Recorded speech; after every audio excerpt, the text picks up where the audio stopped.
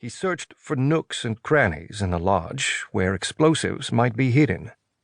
The FBI had no descriptions to go on, no photographs, only that the assassin was in his late 50s. Unfortunately, that meant Alex was surrounded by potential suspects mingling within the party. The lodge was one giant room with floor-to-ceiling windows facing one of the resort's mountains. The other 3 walls were decorated to resemble a log cabin, a luxury multi-million-dollar one. At his 2 o'clock, a man with eyes darting left and right hastily made his way across the room. Under 5'10", the man was average in height and looks. Early 30s, he would have blended in if his right hand hadn't been clenched in a tight fist. Either the man planned to punch someone, or he was carrying the flash drive. "I heard we talk to you if we want a special order." An elderly woman stepped in front of his station, blocking his view. Alex looked over her shoulder. "Yes, shortly. I believe we're out of—" He lost his train of thought as his gaze tracked the man's path. A glittering party clutch sat upright at one of the tables, open and waiting. 6 feet away from the table, a woman in red laughed loudly at something another woman said. "We're out of some ingredients. I'll go and get them from another station. Please check back in a few minutes." He stepped out from behind the station and barely registered the irritated huff. "Pardon me." He jostled in and out of groups in his way, fighting to keep his eye on the one-fisted man. "Do you need something?" A waiter blocked his path. "You left your station." "Yes, I need to grab something from another chef. I'll be right back." Like running through a complicated football play, Alex spun right and darted left to avoid colliding with other guests. There, the man's fist released right over the top of the clutch. The slightest reflection of silver confirmed his suspicions. Alex reached into his white chef's jacket and grabbed the flash drive he'd prepared. Except the woman in red was starting to turn around, no doubt to retrieve the clutch now that the handoff had been made. Alex had to stall her. He slipped his left foot out, and a man tripped over him, diving headfirst into a group of 4.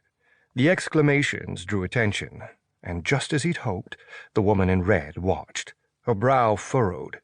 Alex darted behind her, made a one-handed switch, and continued to the chef's station closest to her table.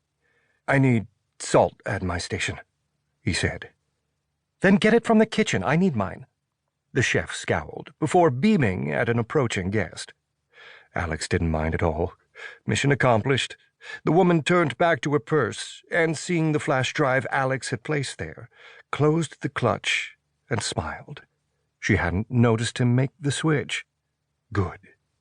Tonight, they would finally bring the firecracker to justice.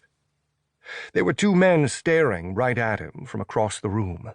They had broad shoulders under their tuxedos and matching gaits as they started toward him.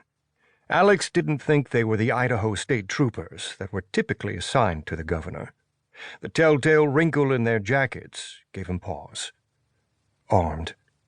Unfortunately, Alex had been searched for security reasons before being allowed to enter as a chef. His own gun was still in the car.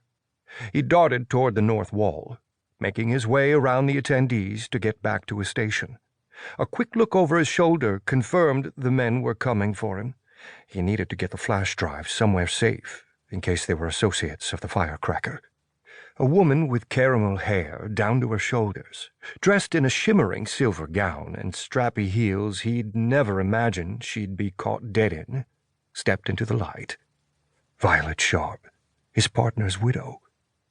Rick Sharp had been killed by the firecracker 2 years ago. Violet's face blanched at the sight of him, but she didn't raise a hand or an arm in greeting. Thankfully, she knew better. Violet had never been the type to attend ritzy political fundraisers, but grief changed people. He'd also never seen her without her canine search and rescue dog by her side.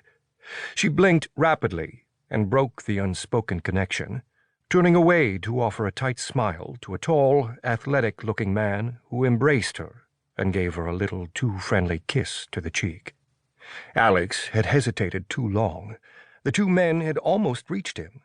He continued his path toward Violet and bumped into her shoulder. "Hey,